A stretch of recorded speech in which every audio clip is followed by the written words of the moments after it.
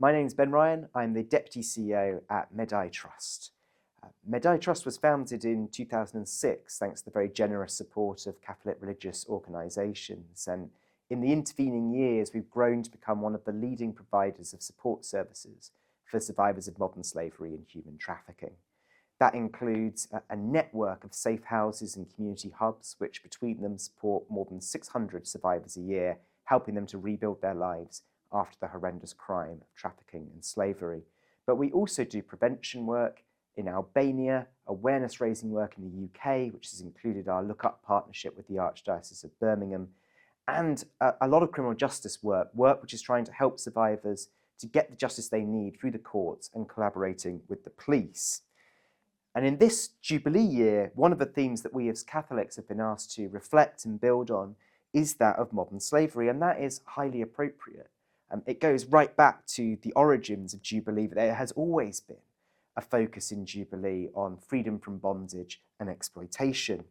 We read in Leviticus, "If your brother becomes poor beside you and sells himself to you, you shall not make him serve as a slave. He shall be with you as a hired servant and a sojourner. He shall serve with you until the year of Jubilee. Then he shall go out from you." Or perhaps the better known line is from Isaiah and quoted by Jesus in Luke. "He sent me to proclaim liberty to the captives and recovering of sight to the blind, to set at liberty those who are oppressed." And it's worth remembering, of course, that that was a remarkably radical economic statement in biblical times, when slavery was really the bedrock of the economy for how things were delivered. In our own day, slavery is, of course, illegal, and yet it remains, sadly and to our shame, pivotal to a great amount of industry and a great amount of the economy of the UK. It's estimated that the UK today is home to over 120,000 potential victims of slavery. That's a large number, but pushing to something a bit more visual, that would be as if every single person in a large town, say in Exeter or a Gloucester, if every single person in that place were a victim of slavery, that's the sort of number that is estimated currently within the UK, and in a global context, 50 million victims worldwide. We use that term modern slavery, though of course actually it encompasses a number of different forms of abuse and exploitation. It includes labour exploitation, which is people being forced to work for nothing or for very little, often through a form of debt bondage. It includes sexual exploitation, what might have been called prostitution, but women, particularly women and girls, though not exclusively, who are forced to sell themselves for sexual exploitation for the profit of others. It includes forced marriage, not arranged marriage, but forced marriage, people who are compelled into marriages against their will. It includes domestic servitude, which is forced labour, but in a domestic or household context.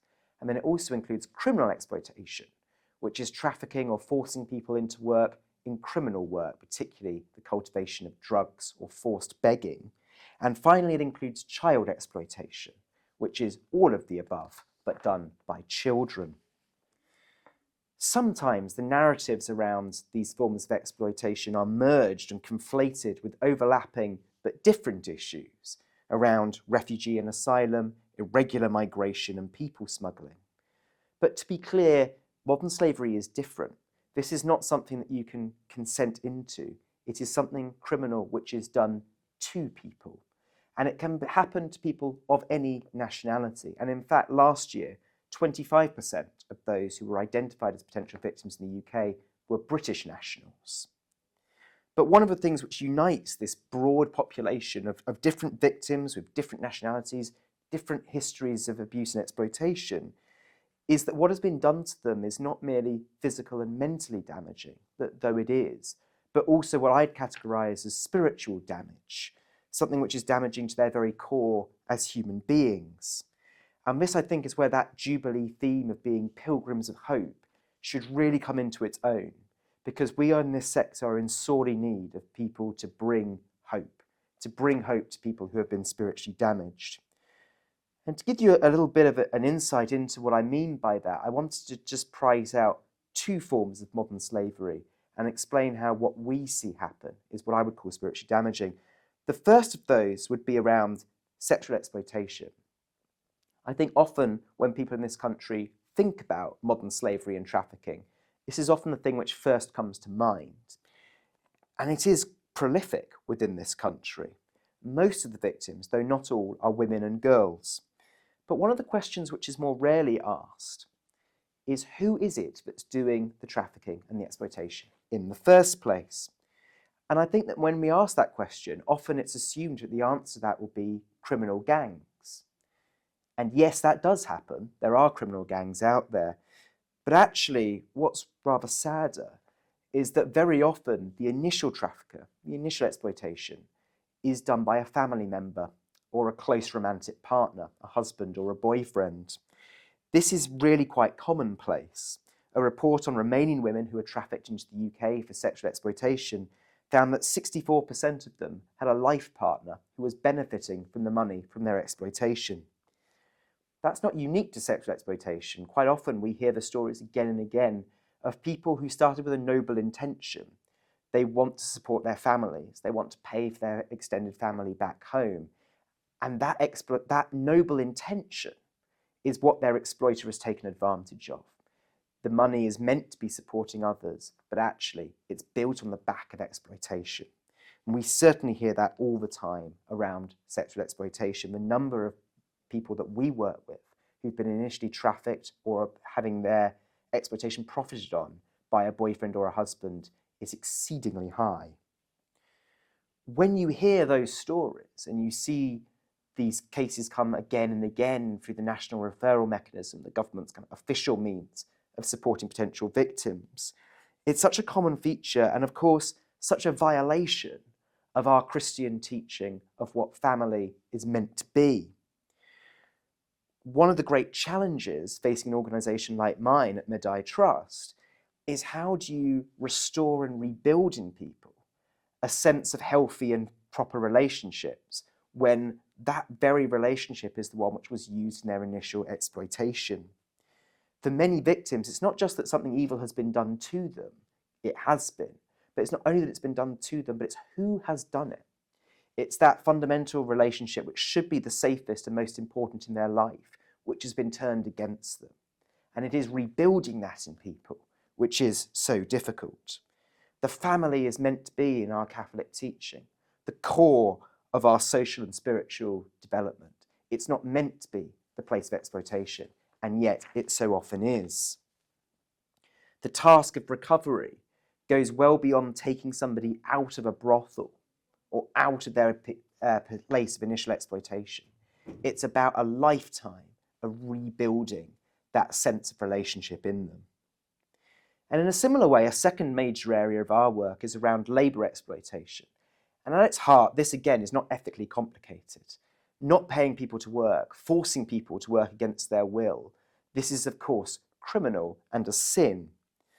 But one of the things which I think is an additional factor is that within our Christian and Catholic teaching, we're taught to find dignity in work. We're taught that this is a place of development and dignity. And actually, for so many of the people that we're working with, it's quite the opposite. In Laudato Si, Pope Francis wrote that work should be the setting for this rich personal growth, where many aspects of life enter into play: creativity, planning for the future, developing our talents, living out our values, relating to others, giving glory to God. And that is a theme, a thread, which runs right through the heart of Catholic social teaching. It's there too in Pope John Paul II.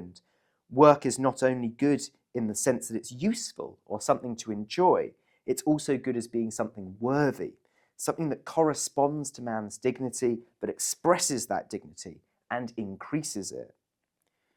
Well, when we talk about labour exploitation, there's nothing there about dignity being recognised or increased. Quite the reverse. It's people who wanted to work, who wanted to find that way of supporting their family back home, who are in fact simply having their dignity stripped away from them, and all for somebody else's profit margins. The liberation theologian Gustavo Gutierrez wrote that dignity necessitates that the poor be subjects of their own history, which includes holding their own destiny in their hands. And that's a really critical observation. So much of what happens to people who are victims of slavery and trafficking is that it's taken out of their hands. Their dignity and agency is deprived of them so that somebody else can profit. But restoring that dignity and agency to people that have suffered that violation is very difficult. It's not something which can be done overnight.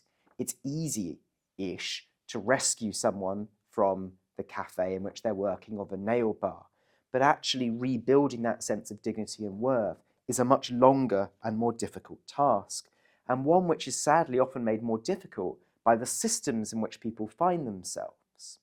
Our immigration enforcement system, our criminal justice system, our benefit system, all of these could do much more to help support people's dignity rather than often leaving them feeling like they have to constantly re-traumatize themselves to justify a suspicion that they're not real victims.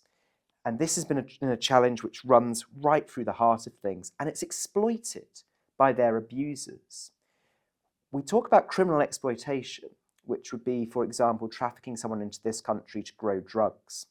One of the things which makes that form of trafficking so pernicious is that the victims of it are told by their traffickers, you cannot go to the police because you've committed a crime. And they're not wrong about that. The way of the safety nets aren't always victim-informed. They're not often trauma-informed. Far more often, they just continue to strip that dignity and safety out from people. The task of support is really rooted in that challenge. How do you rebuild someone from that? How do you create safety? How do you create dignity, which is long-term? And that is a spiritual and emotional, not simply a practical task. So this Jubilee year, we're asking people to hold these survivors in their prayers, to learn the signs of modern slavery and know how to respond if there are cases which occur in your parish, in your school or your community.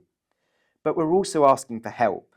We're asking for champions to build up, to advocate for these people, to help create a better and more trauma-informed system. We're looking for volunteers and staff who can sit with these people and help them on that emotional and spiritual journey of recovery. And we're looking for supporters and funders who can help us to continue this work. We know at the moment that only a tiny fraction of the number of survivors in the UK are ever identified and receive the support that they need. We want to change that picture, but to do that requires a full societal response. This is a societal sin. It is all of us that benefit from this cheap labour and from this exploitation. It's a societal requirement that we come together to fight it.